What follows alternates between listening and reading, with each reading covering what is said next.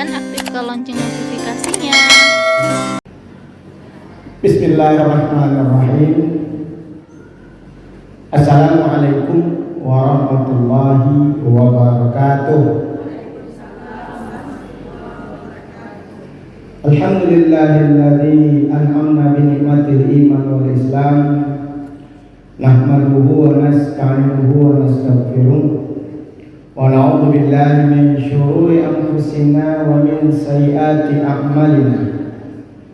May yahdihillahu fala mudilla lahu wa may yudlil fala hadiya lahu.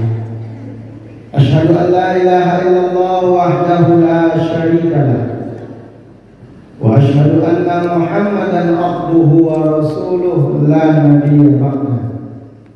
Allahumma shalli wa sallim wa barik ala Muhammadin sallallahu alaihi wasallam wa ala alihi wa ashabihi ajma'in, amma ba'd.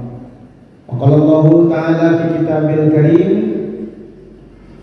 a'udzu billahi minasy syaithanir rajim. Bismillahirrahmanirrahim. Ya ayyuhalladzina amanu ista'inu bis-sabri was-salah.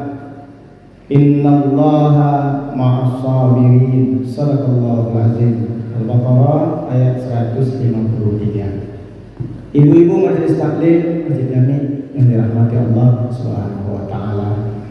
Bersyukur kita kepada Allah sebagai wujud nyata nikmat sehat yang Allah beri kepada kita dan juga kelapangan waktu sehingga kita dapat mengayunkan langkah kaki kita untuk hadir dalam majelis ini dalam rangka menambah wawasan keislaman kita atau meletakkan pengetahuan yang kita punya sehingga kita dapat memberi kesempatan untuk beramal soleh dengan harapan dapat menjadi bekal bagi kita di akhirat nanti. Kita berselawat dan salam kepada Rasul, tiada lain adalah Allah perintahkan kita. Allah menyebut dalam Al-Quran, Innallaha wa malaikatahu yusholluna 'alan nabi ya ayyuhalladzina amanu shallu 'alaihi wa sallimu taslima.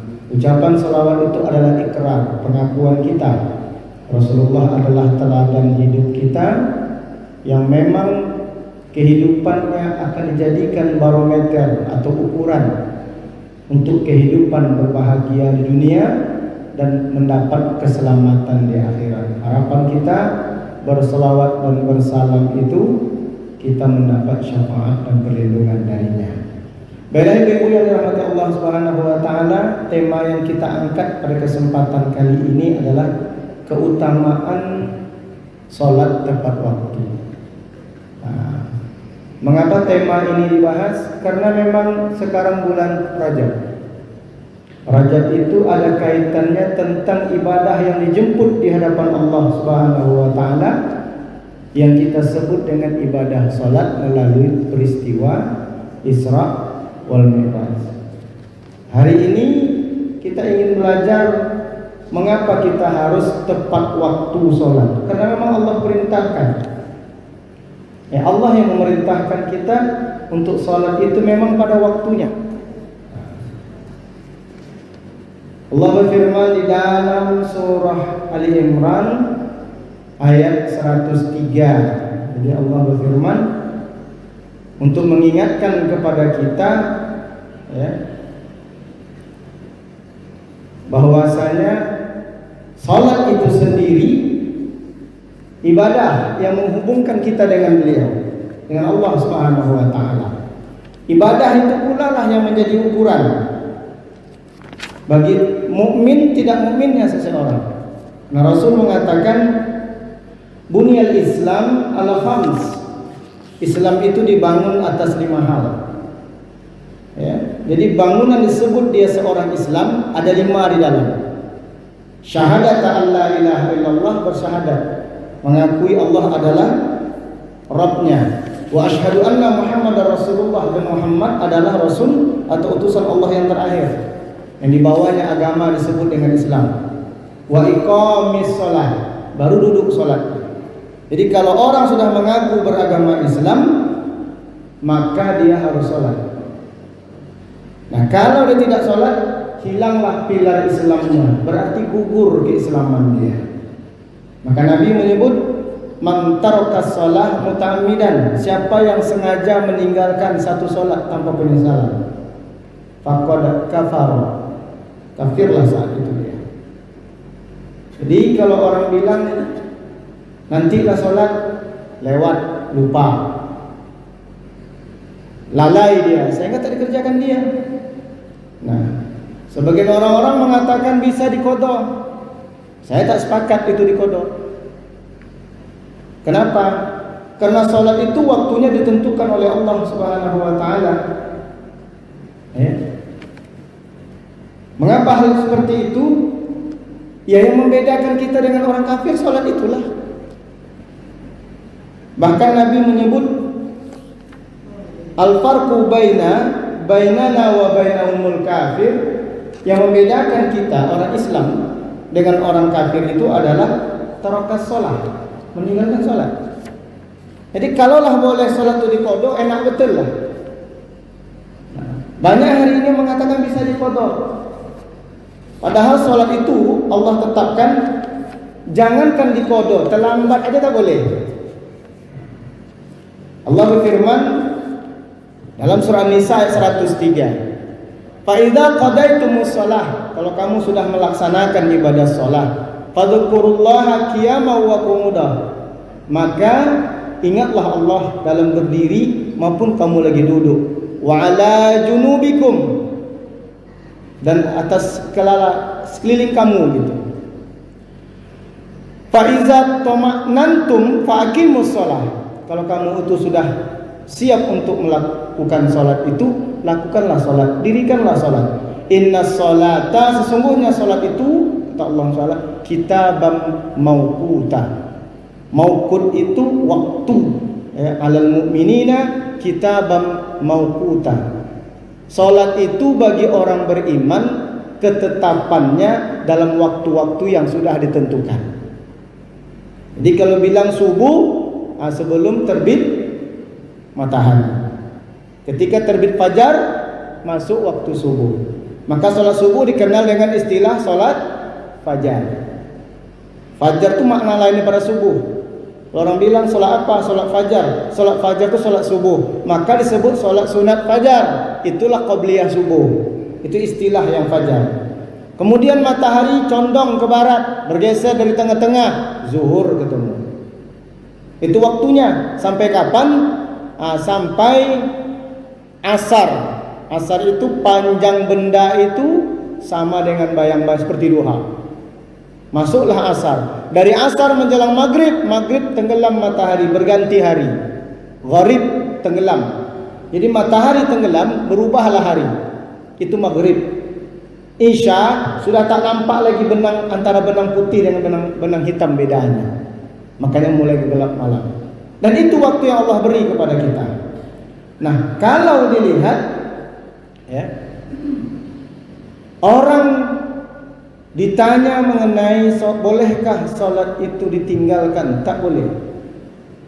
Allah berfirman, fawailul lil musallin, neraka wailah bagi orang yang lalai dalam salat. Itulah orang bilang, orang kafir bilang orang Islam salatnya masuk neraka katanya. Maksudnya kadang salat, kadang tidak, kadang salat, kadang tidak.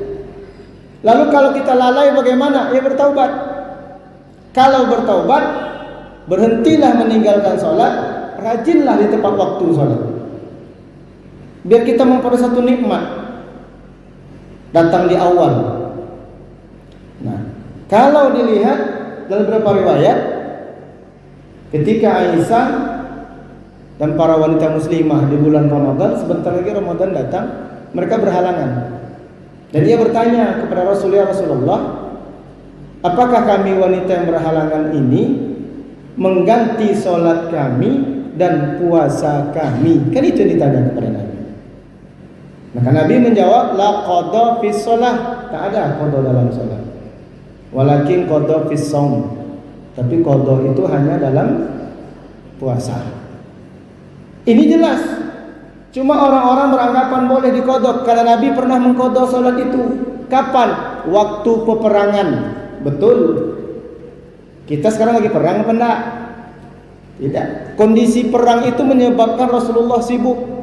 melayani orang-orang kafir, berperang, sehingga waktu zuhur tak sempat dikerjakan salat zuhur, waktu asar tak sempat melakukan salat asar. Orang berperang, berkecamuk perang. Waktu maghrib belum selesai juga mereka berperang, sehingga waktu isya habis, masuk waktu isya baru selesai peperangan itu malam hari.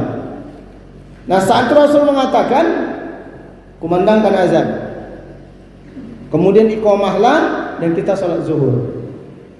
Itu yang mereka jadikan alasan. Sesudah selesai salat zuhur, iqamahlah kata Nabi, kita salat asar. Jadi yang salat yang tertinggal hari itu dikerjakan malam, karena baru selesai berperang. Kemudian kata Nabi, iqamahlah. Sesudah salat asar, kita salat maghrib. Salat maghrib. Kemudian kata Nabi apa lagi? Iqamahlah, kita salat isya. Maka itu dianggap orang boleh mengqadha salat. Itu qadha pada hari itu juga. Bukan sengaja ditinggal karena sibuk dalam berperang. Itu qadha pertama pernah zaman Rasul. Yang kedua, qadha itu kapan? Lupa. Allah berfirman, wa aqimis shalah li zikri. Dirikanlah salat untuk mengingat aku. Ketika kita lupa, memang betul-betul lupa, tinggal satu waktu, diingatkan, mak dah salat asar. Astagfirullahaladzim, belum lah, udah azan maghrib. Maka pada waktu ingat itu, salatlah yang tertinggal itu. Jadi kapan dilakukannya? Ketika sudah ingat. Bukan 20 tahun lalu, 10 tahun lalu, diganti sekarang. Nah, lupa, itu yang kedua. Boleh mengqadha kena lupa. Kapan diqadhanya? Waktu ingat. Yang ketiga, tertidur. Kalau orang tertidur, tidurnya panjang sampai waktu sholat hilang, nah, kan? Waktu dia istaiqaz, bangun. Ketika dia bangun, dia sadar dia belum sholat. Saat bangun itulah dia sholat yang tertinggal itu. Itu namanya qadha. Tak mungkin tertidur 6 bulan, 10 bulan, 10 tahun tertidur, qadha sholat, tak ada. Tertidur paling orang ketinggalan waktu 2 sholat, itu dah hebat tidur. Yang keempat, yang dikatakan qadha itu hilang akal, pingsan. Ibu pergi nak niat malam, tengah malam itu nak pergi tahajud. Hari hujan gerimis, rupanya ada atap bocor, lantai licin, terlentang. Dan orang di rumah tak ada, karena kamar mandi kita dalam kamar. Ditunggulah sama anak jam 7, kok mak belum keluar, ada apa dalam? Sedap tidur mak, belum sarapan, dah jam 7. Biasanya dah keluar dia jam 5, jam 6 itu. Ditengok, masih tertidur depan kamar mandi, diangkat sama anaknya. Sadar? Belum. Capeknya meninggal. Pingsan, tadi kan hilang akal. Pingsan dia, pingsan. Nah, sesudah sadar jam 10 pagi ditanya, ngapa mak tidur depan toilet? Nak mak nak pergi wuduk, nak solat tahajud, terpeleset. Jatuh. Jam berapa nih? 10. Ya Allah, belum salat subuh lagi. Saat itu juga dia qadha subuhnya. Itunya. Nah, kalau dibilang boleh mengqadha salat, maka hadis Aisyah itu membatalkan qadha salat. Nabi menyebut la qadha fis shalah. Tak ada qadha dalam salat. Walakin qadha fis shaum. Dalam puasa ada qadha itu. Dan buktinya kalau ibu-ibu berhalangan, yang diganti sholat dengan puasa, apa puasa saja? Puasa saja. Itu ditanya kepada Rasul. Makanya orang hari ini nak mengqadha sholatnya, karena dulu waktu muda tak mau sholat. Maka Nabi menyebut, mendidik, tanggung jawab orang tua itu dosanya. Addibu auladakum bis sholat. Didiklah anakmu sholat. Bisab'i sinin, ketika umur mereka 7 tahun, sejak kecil dididik anak salat. Fadribuhum, pukul mereka, kata Nabi. Keraskan sedikit ketika bi asyri sinin, 10 tahun umurnya. Jadi kalau anak tak sholat, orang tuanya berdosa. Maka tugas orang tua apa? Mengingatkan anak-anaknya sholat. Kalau dia bohong, itu urusan dia. Kadang anak bilang sholat, udah mak, di mana? Masjid. Padahal dia main bawah gitu. Tapi orang tua lepas tanggung jawab. Apalagi sudah dewasa, udah 20 tahun, 15 tahun, SMA dia, tak sholat. Terus nanti sadar di ketika umur 50 tahun, digantinya sholat yang tinggal itu. Macam mana cara menggantinya? Nggak tahu wak bu, tapi kau berkembang hari kau. Kalau pemahaman awak, nggak ada yang kodo dalam sholat. Yang kodo itu bimakna lughah. Itulah tadi dia, mengganti pada saat lupa. Kalau yang paling panjang diganti Nabi itu peperangan, ketika berperang, sehingga nggak sempat sholat. Masa waktu berperang, tunggu dulu ya, kami sholat dulu, nggak kena adil, kena bunuh. Nah caranya bagaimana mereka berperang sampai malam. Nah malam itu Nabi suruh kumandangkan azan. Qomat, zuhur mereka. Selesai sholat zuhur, qomat kata Nabi, asar mereka. Itu yang kodo itu. Kenapa? Sebab perang. Nah sekarang adakah dari 4 sebab itu terjadi dalam diri kita sehingga kita boleh mengkodo puasa yang sholat yang kita lalaikan dulu? Seandainya ada, enak betul lah. Saya tak sholat nak apa-apa, nanti kodo aja. Iya, tahu nanti leka sampai umur 50 tahun, leka sampai 60 tahun. Apa jaminan? Tak ada. Maka hari ini banyak emak-emak bertanya memang pada saya, macam mana Ustaz boleh mengkodo solat? Ada Ustaz yang bilang boleh mengkodo solat. Nah, kacau. Boleh memang saya bilang. Satu, dalam kondisi perang. Ya, 4 waktu solat digabung Nabi. Makanya solat itu sendiri paling mudah urusannya. Cobalah. Ibu sehat, berdiri solat. Dah sakit kaki Ustaz, tak sanggup, bawa kursi, duduk. Tak sanggup duduk lagi, pinggang dah sakit, terbaring karena stroke. Berbaring dia solat. Tak bisa lagi, udah pakai impus seluruh badan sampai ujung kaki diimpus, isyarat aja. Pakai isyarat solat boleh. Mak, dah masuk waktu solat. Mak mau solat, kedip mata, mak kedip mata dia. Kami wudukkan ya, mak dia wudukkan. Mak solat dia, iya solat dia. Pakai isyarat, tak bisa angkat tangan lagi. Kan itu kemudahan Allah beri. Tak usah berdiri lagi, tidur aja lah sambil berbaring. Tak usah angkat tangan, sambil lipat tangan. Kenapa? Tak bisa gerakkan lagi, isyarat. Maka alasan meninggalkan itu tak ada. Kita perjalanan musafir, digabung. Solat yang sore tarik ke siang, siang tarik ke sore. Zuhur dengan asar, asar dengan jamak namanya. Tak sempat maghrib, tarik ke isya. Tak sempat isya, tarik ke maghrib. Karena kita berhenti maghrib, nanti malam subuh baru berhenti, ya sudah, isya ditarik ke maghrib, itu jamak. Sebabnya apa? Perjalanan. Kalau pesta boleh Ustaz? Enggak. Ada pula sekarang sebelum berdandan, ada jamaah sholatnya dulu, zuhur dengan asar. Dari mana? Nanti kan sibuk bermakeup. La ilaha illallah. Mana ada makeup? Makeup ni mahal lah. Tapi yang sholat boleh dijamaah itu kalau musafir. Ada kesulitan. Ada sebab. Saya juga musafir, saya nggak jamak, mobil sendiri, sulitnya nggak ada kok. Duduk di mall lama-lama bisa berenang di air sejornih bisa. Sholat nggak dijamak. Musafir itu syarat pertama, syarat kedua ada kesulitan. Sama ibu nak mengganti puasa Ramadan, perjalanan kemana? Ke Surabaya.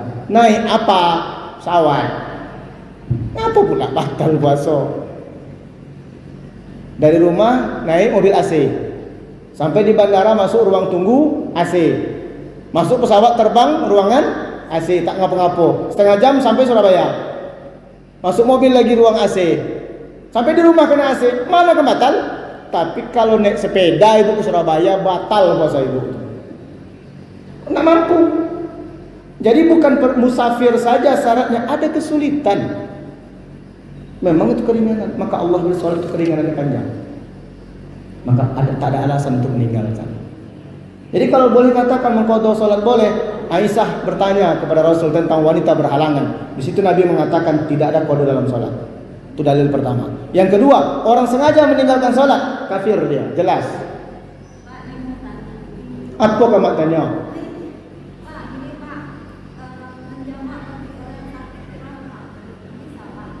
Jamak karena sakit.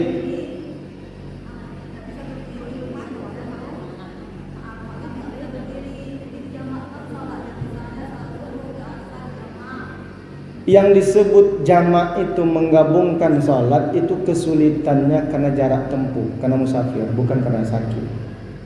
Sakit tidak termasuk, ya, tak termasuk sakit.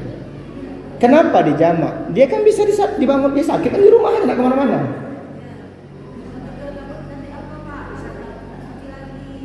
Takut tak suci. Kalau orang sakit tak sama dengan kita sucinya dah. Dia bisa ditayamumkan, dia bisa diwudukkan. Tak yang payah dulu. Kalau awak tak di rumah, tak ada orang yang mengawal, masuk waktu sholat, pipis awak pakai keteter, kan gitu, kan sakit. Nak mungkin cebok dulu dah. Pakai selang keluarnya, tahu ibu? Ya ibu tayamum aja kalau nggak bisa kemana-mana, tayamum saja, sholat satu sholat bisa. Pakai selang pipis, tahu kan? Kalau BAB dia pakai pispot, ya enggak? Pakai pampers, berarti dicebokin dia kan? Ya, ketika dia mau sholat, tengok pampersnya berisi apa enggak? Karena ada najis di dalam, buang. Tak ada alasan menjamak karena sakit. Tak. Sakit setahu saya tak masuk. Yang menyebabkan orang boleh menjamak itu safar, perjalanan, dan kesulitan dalam perjalanan. Makanya tidak semua orang menjamak sholatnya kalau pakai mobil pribadi. Dia pergi jalan-jalan ke Pekanbaru, ke tempat taman hiburan. Lapang gak waktunya tuh?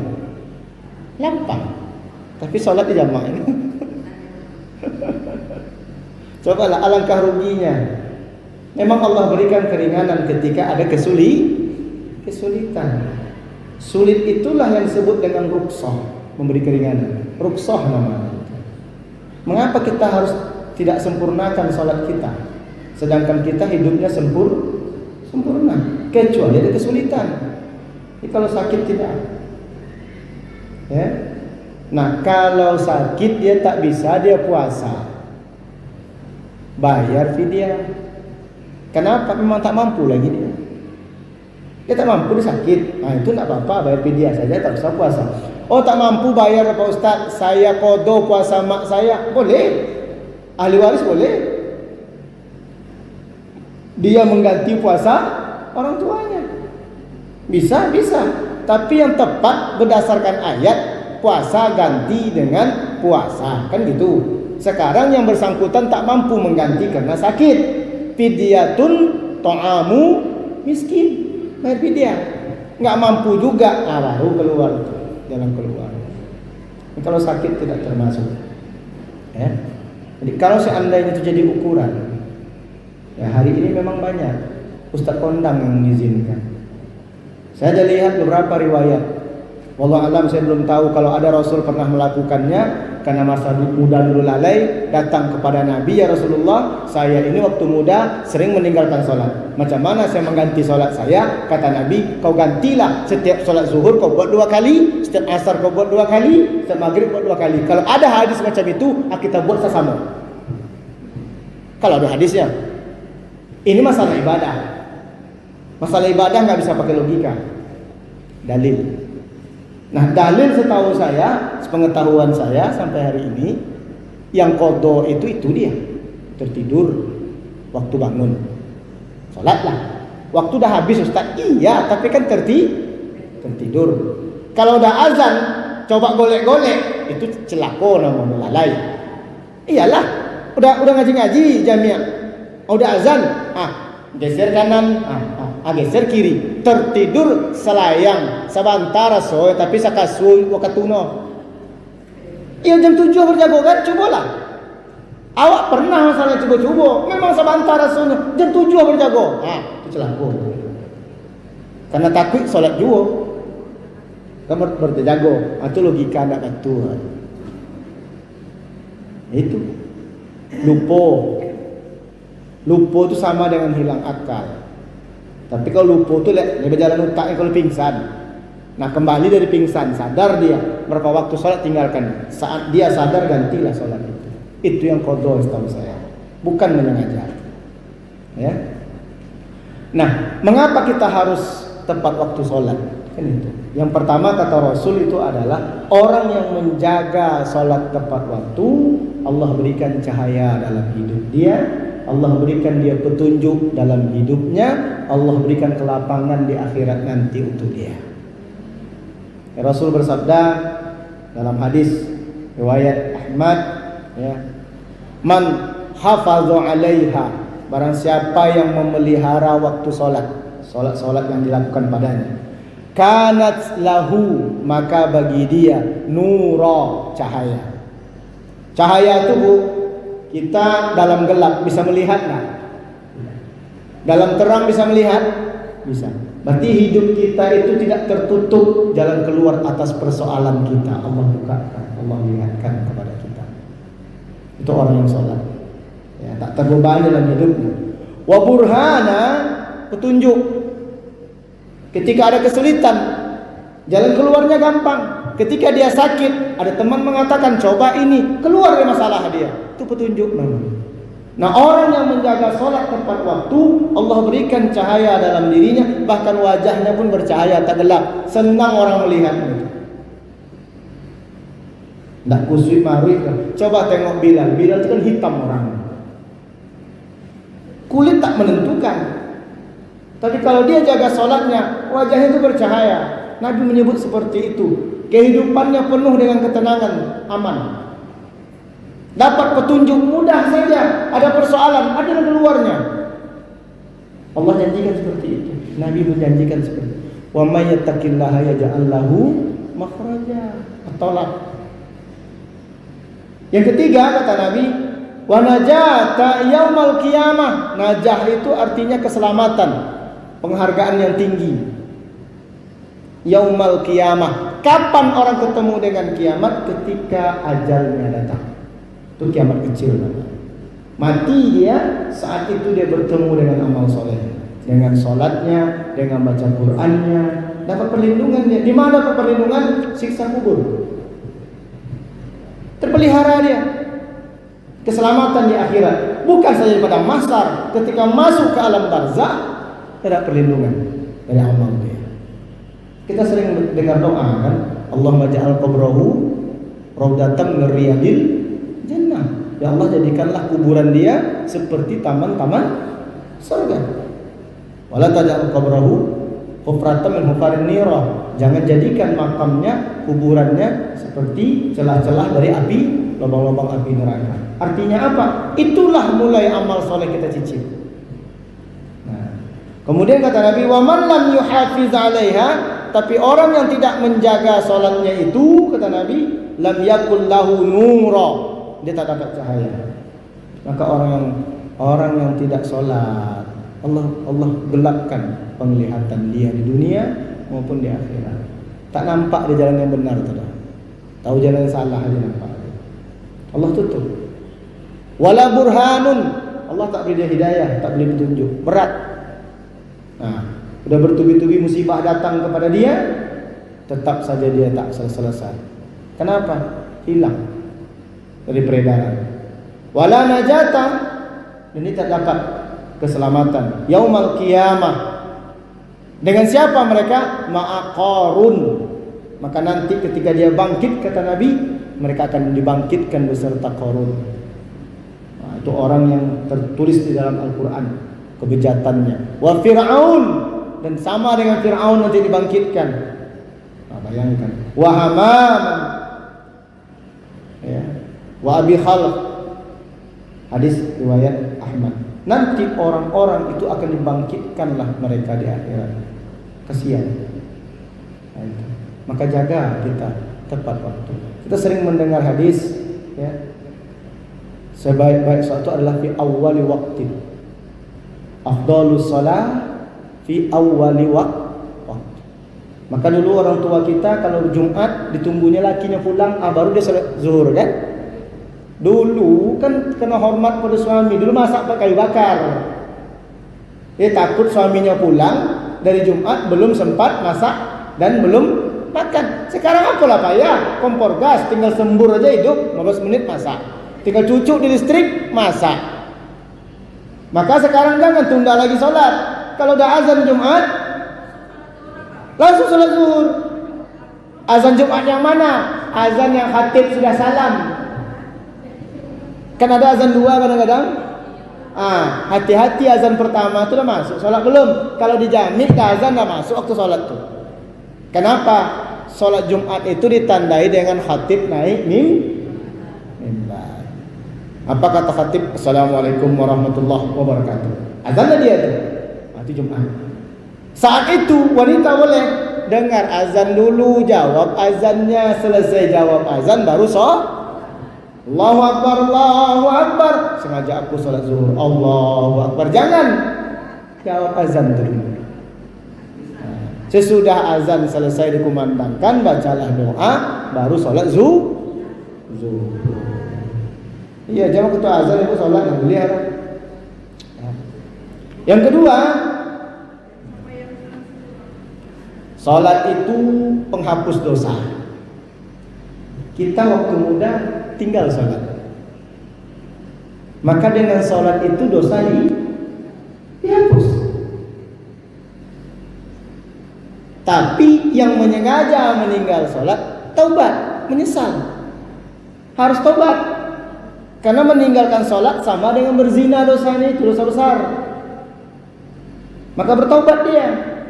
Nah, untuk memperbaiki dosa dulu yang dilakukannya di waktu muda, maka berubah dia sekarang. Sholatnya di awal waktu. Udah ngaji-ngaji, dia bersiap-siaplah untuk sholat. Karena tak mau lagi meninggalkan sholat. Berubah dia. Orang taubat itu berubah, kembali ke jalan yang benar. Wa aqimus shalah tarfin nahari wa zulfa minal lail innal hasanati yuzhibna sayyi'at dzalika dzikra lidzakirin. Allah berfirman surah Hud ayat 114. Dirikanlah salat pagi dan petang. Berarti kalau pagi subuh, petang itu nanti bisa maghrib dan isya. Sampai 5 waktu kita kerjakan, ya. Innal hasanati, sesungguhnya kebaikan yang kita lakukan itu yuzhibna sayyi'at, akan menghapus kesalahan. Nah, yang paling mudah menghapus dosa itu apa? Istighfar sesudah sholat. Sudah salam ke kanan, salam ke kiri, astaghfirullahalazim. Hapus dosa itu. Dosa besar taubat. Nanti sholat zuhur, selesai zuhur, istighfar lagi, hapus lagi dosa. Dosa yang dibuat dari subuh menjelang zuhur, Allah hapuskan. Sesama dengan Allah ya. Kalau dengan tetangga tak selesai dengan istighfar dong. Minta maaf. Nah, iya, jangan nanti istighfar selesai, enggak. Ya.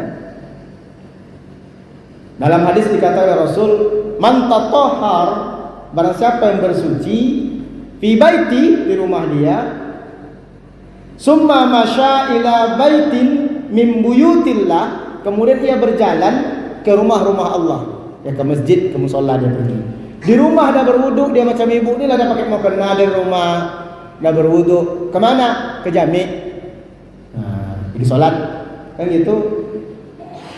Liyuqda fi, maka untuk melakukan faridah yang wajib, min fardhaillah, dari ketetapan Allah, dari kewajiban yang Allah buat, berarti subuh, zuhur, asar, maghrib, isya, kanat, maka bagi dia khatawatahu ihdahuma, maka Allah hapus satu kesalahan baginya. Allah hapus dosa.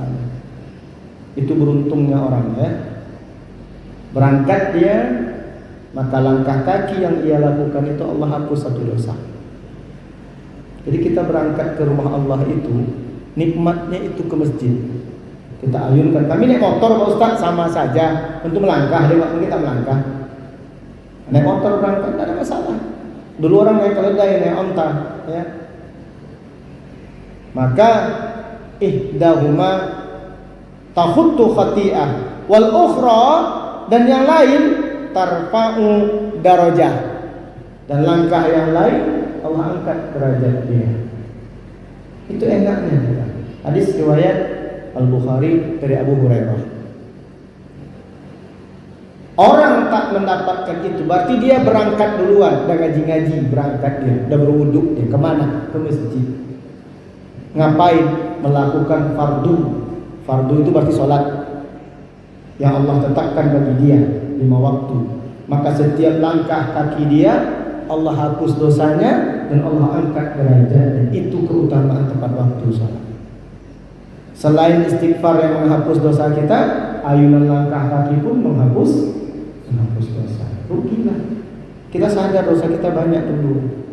Sekarang Allah beri kita usia masih cukup, kesadaran masih ada, hidayah masih dapat. Berubahlah. Kapan lagi? Mumpung kita belum bertemu dengan maut. Kemudian yang ketiga, ya, orang yang rajin sholat itu senantiasa dia ingat kepada Allah. Maksud ingat kepada Allah ini bagaimana? Merasa diawasi oleh Allah Subhanahu wa taala perilaku dia. Kalau orang mungkin tak melihat, tak nampak, orang tak apa-apa, tak ketahuan. Tapi dengan Allah bagaimana? Pernah kejadian Umar bin Khattab datang sebuah padang rumput, ada seorang pemuda ditanya, boleh ku minta kambingmu ini yang kau gembala? Ini bukan punya aku Tuan, aku hanya sebagai penjaga kambing ini saja. Kan diminta sama Umar. Pemuda itu mengatakan bukan punya saya. Kan gitu? Saya hanya menjaga saja. Ditanya sama Umar lagi, apakah yang punya tahu jumlah berapa ekor kambingmu? Tidak. Kan tak payah, kau ambil satu, aku bayar, kata Umar. Tidak. Nanti kau bilang diterkam oleh binatang buas. Tidak. Fa aina Allah, maka Allah di mana katanya? Mungkin yang punya tak lihat, yang punya tak tahu angkanya berapa. Bisa aja saya bohong. Ini makan harimau satu, makan serigala satu, kejepit satu, kecemplung satu, mati satu, kan bisa. Saya jual, kan tak tahu. Tapi pemuda itu mengatakan fa aina Allah, maka Allah di mana? Nah, jadi orang yang sholat itu diawasi oleh Allah kehidupan dia. Diawasi dalam makna dijaga dan enggak meleset. Banyak sekarang orang meleset. Innani anallahu la ilaha illa ana fa'budni wa aqimis shalah li zikri. Innani sesungguhnya aku, anallahu la ilaha illa, ya, aku adalah Allah yang tidak ada sembahan selain Dia, illa ana kecuali aku, kata Allah, fa'budni, maka beribadahlah kepada-Ku. Ibadah disebut oleh Allah apa? Wa aqimis shalah, dirikanlah salat li dzikri, supaya engkau ingat aku. Jadi orang yang salat itu terpelihara dan dilihat, merasa diperhatikan oleh Allah. Itu hebat. Tapi kalau kita masih meleset, berarti salat kita belum benar. Salat juga, tapi sendal orang dibawa pulang. Salat juga, bohong masih kuat, enggak bisa. Kan Allah jamin, inna sholata tanha anil fahsya wal munkar. Perbaikilah. Ini bulan Rajab, bulan ibadah solat dijemput di hadapan Allah Subhanahu wa taala. Apa keutamaannya menjaga solat? Itu dia, Allah pelihara kita. Nah, jangankan Allah, ketika punya suami memelihara kita, bahagia kita. Ketika punya orang tua merawat kita, bahagia kita. Bagaimana kalau Allah memelihara kita? Orang tua kita sampai di mana lah kehebatannya? Sampai dia wafat. Kalau Allah tak wafat. Allah abadi, Allah kekal. Dia merawat kita, dia memelihara kita. Bersyukurlah. Maka orang yang menjaga waktu salatnya itu di awal waktu, dia dapat nikmat itu. Karena banyak orang hari ini tengok. Kalau kita buat kesalahan kan gitu. Kemana nengoknya? Kanan? Kiri, tak ada. Buat itu. Itu namanya sifat dalam diri manusia yang Allah titip kebenaran. Takut ketahuan. Nah, ketika melakukan dosa itu jantungnya itu kuat tuh, atau orang beriman. Tapi kalau dia jantungnya cuek aja ngambil itu bahaya. Nggak ada reaksi. Ini bahaya, jangan dibuat. Nggak ada. Kalau alarmnya masih ada, nanti ketahuan bagaimana. Tengok kanan, tengok kiri. Tak ada orang lah katanya kan? Setan bilang ada orang. Dicoba disarungkan berdegup jantung. Nanti kalau ketahuan bagaimana? Itu masih kuat imannya. Masih ada. Sekarang nggak ada respect. Mau ketahuan mau enggak dipakai dia selo aja. Bahkan dia bilang, mau sebelah saya. Masa iya? Ngaku nih, ngaku lah gitu. Bu, coba dibalik. Nama saya di belakang itu ada. Oh iya. Ya ketahuan. Ngotot pula tuh. Udah tahu dia mencuri, tak ngaku. Kadang marah pula tuh. Kok pikir kita mau bersendal nih? Mas, sendal. Dia pergi. Karena malu juga kan. Padahal dia kan tahu. Tahu nggak dia boleh mencuri itu? Tahu lah. Yang kedua tahu siapa?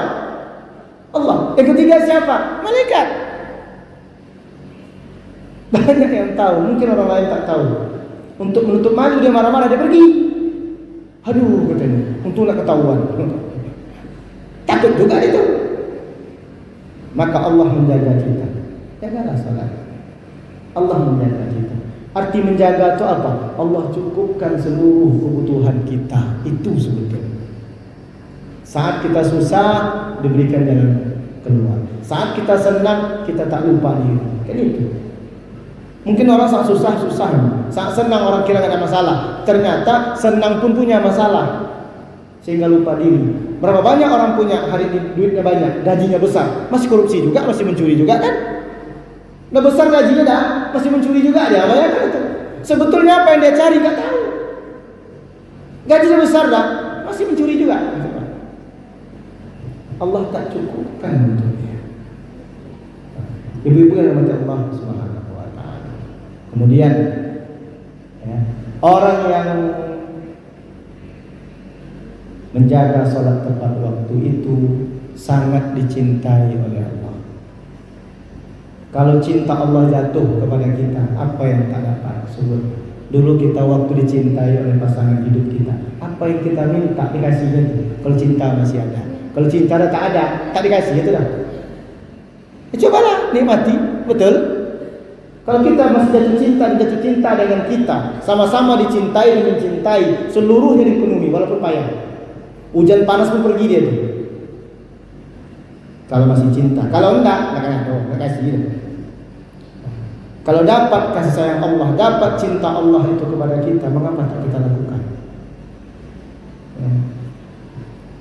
Jadi Nabi bersabda, Sa'altun Nabi sallallahu alaihi wasallam. Aku bertanya kepada Nabi. Siapa yang bertanya? Ibnu Mas'ud.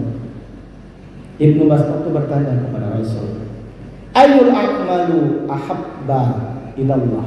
Apakah amal yang suka paling dicintai oleh Allah?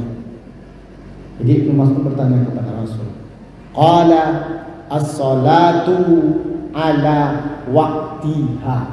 Salatlah kamu di waktunya itu. Maka Allah akan sangat mencintaimu. Mafhum mukhalafahnya sebaliknya, kalau kita tinggalkan apa yang dapat? Kemurkaan. Murka Allah yang dapat. Maka orang meninggalkan salat dapat murka.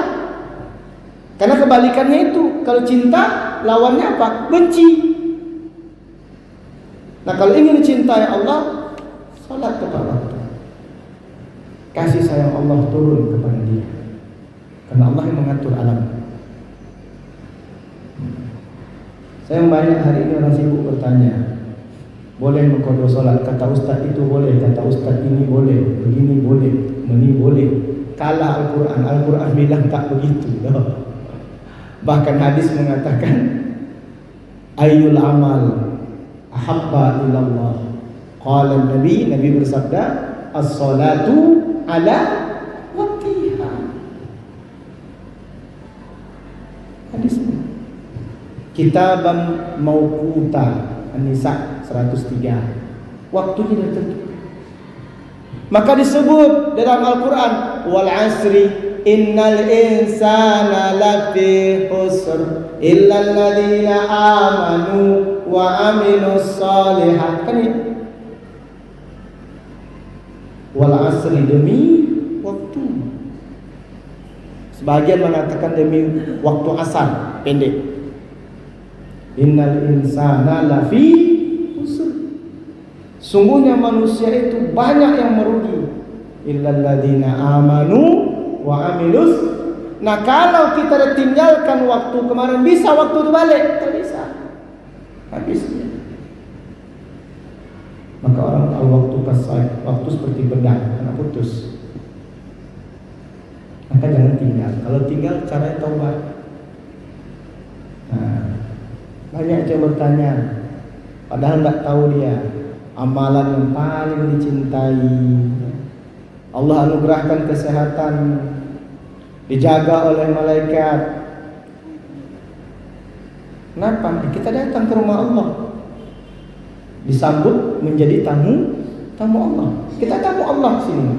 Nah, untuk penghormatannya tahiyatul masjid.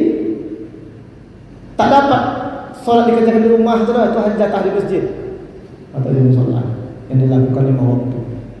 Kemudian, ya, kalau orang yang sholat itu dia mendapat nikmat yang disempurnakan sehingga ia dapat mudah bersyukur. Dia lihat penghasilan orang, dia tak risau. Dia bekerja juga cuma segitu dapat, dia menerima. Salat itulah yang menjadi pengendali kita, bahwasanya rezeki itu tidak tertukar. Orang tuh kerja jualan cuma 2 bulan dah ganti mobil, awak belum juga, rupanya berhutang dia. 2 tahun kemudian mobil kena tarik, rumah kena tarik. Baru terkejut. Sekarang apa yang tak bisa orang? Tetangga saya ada mobil cantik, mantap, jual gorden aja bisa mobil cantik. Besok beli Fortuner. 2 tahun sudah tuh kena tarik, hilang malam, dengan rumah-rumahnya hilang. Kena sita emang iya. Awak sanggup cepat jual gorden bisa beli mobil? Tak bisa. Sunnahnya tuh apa? Tanam dulu, rawat dia, baru panen.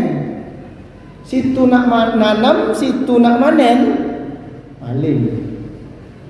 Tanam jagung di sini, panen di Purnama, itu bisa. Tanam ubi dekat di Dumai, panen ubi di Kitimah, bisa punya orang. Yang kita cobalah tanam, butuh waktu kan? Maka Allah mengajarkan kita, iza aradallahu syai'a ayyakula lahu kun fa yakun. Ada fa di situ. Maka Allah mengajarkan proses. Bukan Allah tak mampu. Allah berkehendak bisa, tapi manusia diajarkan bila Allah berkehendak, ia hanya mengatakan jadi, maka terjadilah. Maka itu proses. Nah, di situ Allah ajarkan proses sabar. Ya. Dari Abi Hurairah radhiyallahu anhu sami'a Rasulullah. Jadi Abu Hurairah mendengar dari Rasulullah sallallahu alaihi wasallam yaqulu, ya, ara'aitum, tahukah kamu, kata Nabi, lau anna nahram bi babi ahadikum, seandainya ada sungai mengalir di depan rumahmu. Tahukah kamu, kata Nabi, seandainya ada anak sungai atau air mengalir di depan rumahmu, yaqtasil fihi kulla yaum, kamu mandi dengan air yang mengalir depan rumahmu. Ini orang yang tinggal di kampung, biasanya ada sungai depan rumahnya. Depan rumah awak parit kotor, tak bisa. Ya. Berapa kali mandinya? Kulla yaumin khamsa, 5 kali dia mandi dengan air yang mengalir yang cantik depan rumah dia. 5 kali sehari semalam dia mandi. Aduh, kita 5 kali mandi sehari, 2 kali kedinginan semujan kan? Mandi paling-paling pagi, mandi paling-paling sore. Habis itu mandi wajib lagi 3 kali. Ini 5 kali kata Nabi. Ya. Digambarkan dia. Ma taqulu dzalika yubqa min daraya. Maka tak akan ada lagi yang tersisa kotoran. Bersih kamu itu. Dibasuh 5 kali sehari semalam. La yubqa min darayati syai'a. Maka tak ada lagi yang tersisa. Qala fadzalika misla shalah. Maka demikianlah perumpamaan orang yang salat khamsa, yang 5 waktu. Yamhullahu bihil khataya, maka Allah hapuskan dosa-dosanya sebagaimana hilangnya kotoran ketika kita mandi. Hadis riwayat Bukhari. Indah. Enggak usah risau, dulu kita dosa, taubat itu penghapus dosa. Tapi jangan diulang lagi meninggalkan salat. Maka untuk memperbaikinya apa? Di awal waktu kita sholat, supaya tumbuh cahaya, dapat petunjuk. Allah selamatkan kita, Allah tinggikan derajat kita. Ada pertanyaan? Sampai di siku. Kalau masih ada waktu, lebih kurang 20 menit. Ya Mak? Rajab. Banyak. Puasa sunat, sholat sunat, baca Quran, amalan sunnah banyak. Perbedaannya di bulan Rajab. Jadi kalau dulu banyak meninggalkan sholat, perbanyak sholat sunat hari ini. Mulai dari sunat wudhu. Ibu sesudah berwudhu dapat jatah sholat sunat 2 rakaat. Nah, kemudian ibu berangkat ke masjid umpamanya tahiyatul masjid 5 kali ibu dapat tuh sehari semalam. Ibu dapat siang duha, ambil duha itu 2 rakaat pun tak apa-apa. Paling banyak 12. 2 rakaat jam 8, jam 9 tambah 2 rakaat lagi, setengah 10 tambah 2 rakaat. Boleh, tak ada masalah. Tak mesti digabung sekaligus 12, tak. Yang jelas sampai sebelum zuhur jam 11. Duha lah. Boleh 2 rakaat salam, zikir, baca doa duha.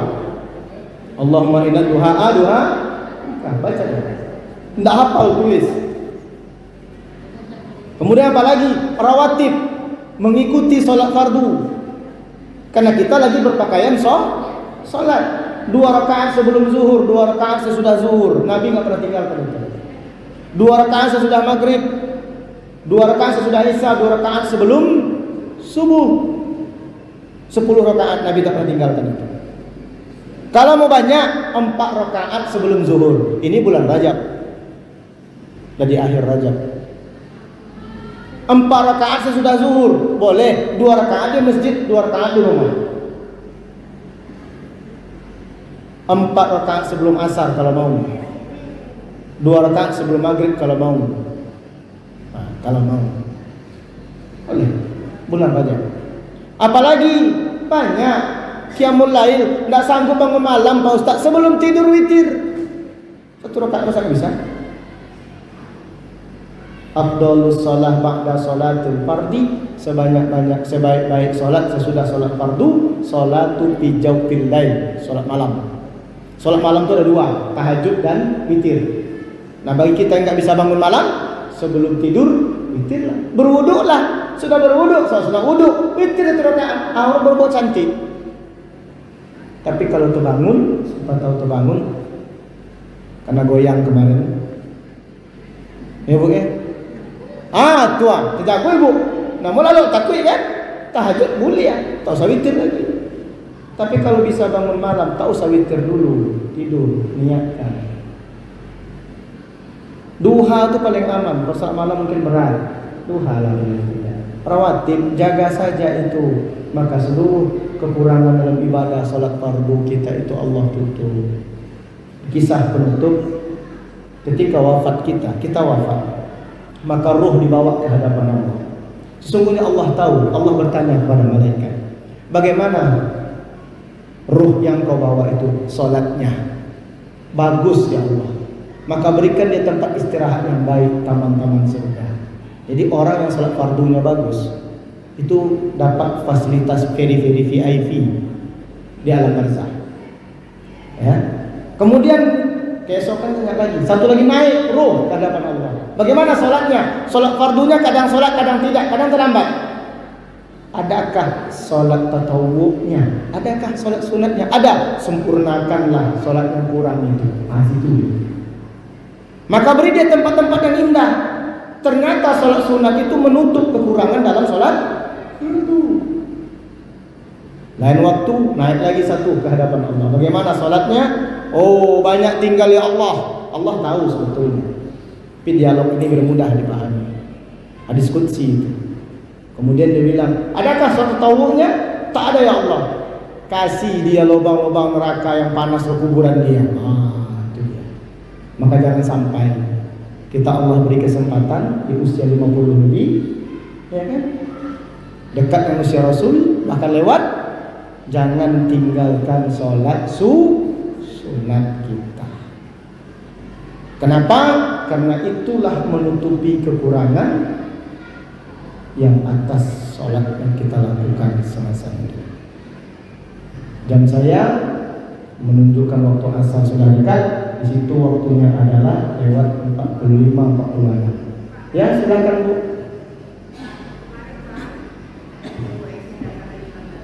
Ya.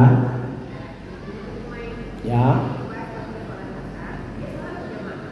Ya.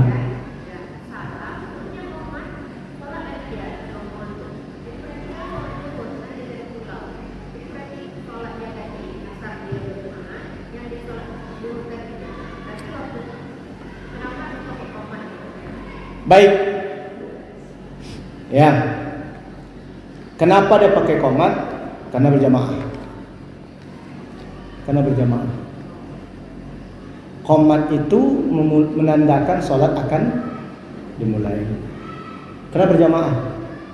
Iqomah itu sholat boleh nggak? Boleh. Sholat fardu kita boleh iqomah. Wanita ya, azan tak boleh. Ibu-ibu kan? Ibu-ibu iqomah boleh. Azan tak boleh. Ya. Jadi kalau dia iqomah, berarti sholat berjamaah dia. Nah, kalau dalam sholat sunat sering kita dengar apa? As-salatu jami'ah. As-salatu jami'ah. As-salatu jami'ah rahimakumullah. Kan itu kan? Sebetulnya ayo sholat jamaah, ayo sholat jamaah, kan gitu. Kalau sholat fardu qomat. Allahu akbar, Allahu akbar. Asyhadu an la ilaha illallah, asyhadu anna Muhammadar Rasulullah. Hayya 'alas shalah, hayya 'alal falah. Qad qamatis shalah, qad qamatis shalah. Allahu akbar, Allahu akbar, la ilaha illallah. Ketika qomat dikumandangkan, aturlah salat Isya. Baru saya. Ya. Dia berjamaah kita qomat.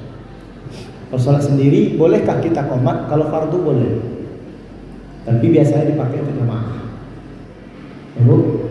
Dan mereka kan berombongan. Nah, jamaah dulu kan, salat jamaah. Iya, pakai qomat boleh. Qomat. Yang tak boleh azan, wanita tak boleh azan, qomat boleh. Ya, qomat dia. Nah, untuk menandakan sholat akan dimulai. Dia menjamak. Tadi dia asar udah kan, ikut berjamaah. Kemudian dia qomat untuk zuhur. Kenapa? Karena mereka itu melakukannya berjamaah dengan tempatan. Nah, untuk melanjutkan yang zuhur, mereka buktikan dengan panggilan iqomah. Kalau sholat sendiri tidak perlu. Nah, Ibu tanyakan iqomahnya tadi kan, untuk zuhur itu kan. Untuk zuhur itu untuk mengingatkan kita mau jamak nih. Yang mau ikut ayo berjamaah. Jadi jamak itu boleh berjamaah, boleh. Berjamaah itu minimal 2 orang. Ada jeda. Kenapa? Karena dia ikut sholat berjamaah di sini.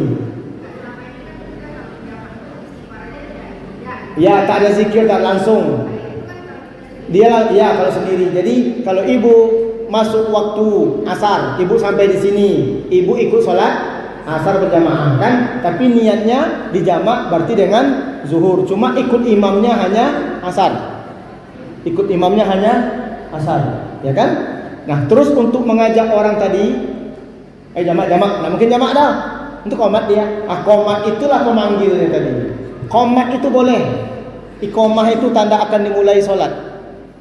Tapi niat orang yang tadi, mereka menjamak itu. Sengaja aku menjamak sholat asar dengan zuhur, ya kan? Jamak takhir mengikut imam karena Allah. Asarnya diikut imam. Ikut imam kan? Nah, sesudah itu tentu dia melakukan zuhur. Nah, untuk mengumpulkan orang tadi, maka dia qomat. Baru trip kedua dia sholat. Itu qomat boleh. Tapi niatnya tadi sudah di awal. Maka qomat itu memanggil yang mau jamak sholat ikut. Nah, penyakitnya ada. Udah sholat tadi gitu, datang lagi musafir, ikut jamaah dia. Yang orang sholat zuhur, dia sholat asar boleh, tak ada masalah.